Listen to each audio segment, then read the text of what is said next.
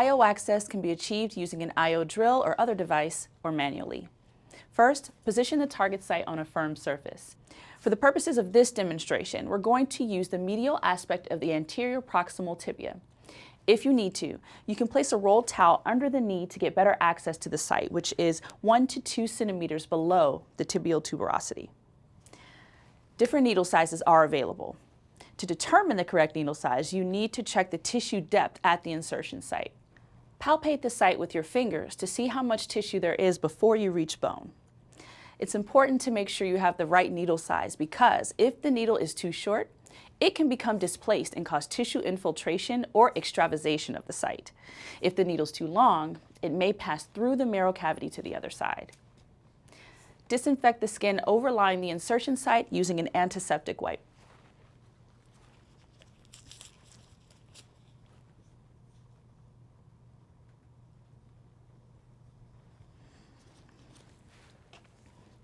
If the patient's awake, consider local infiltration of the skin and periosteum with 1% lidocaine to prevent pain at the site. Attach the appropriately sized needle to the IO drill and aim the IO drill with the needle at a 90-degree angle to the insertion site. Push the needle through the skin until the tip is against the bone.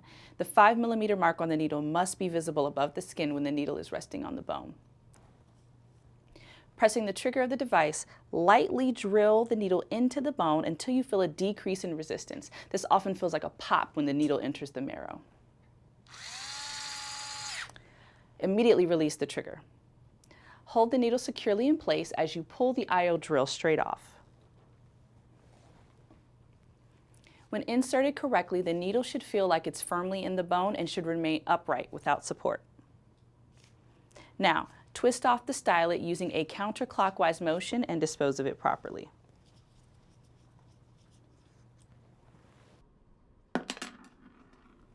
Place a stabilizer dressing over the needle.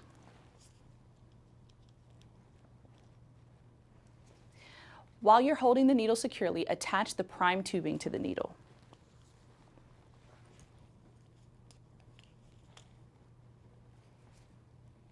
You can confirm correct placement of the needle by aspirating bone marrow or blood through the needle.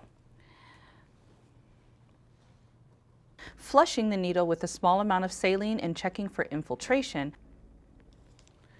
or administering fluids by free flow through the needle. Secure the needle by peeling the adhesive tabs off the stabilizer dressing and pressing it firmly onto the skin to secure it.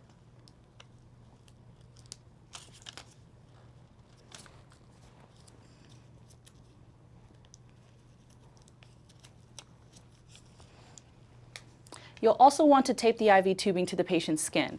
This can help to prevent the needle from becoming displaced.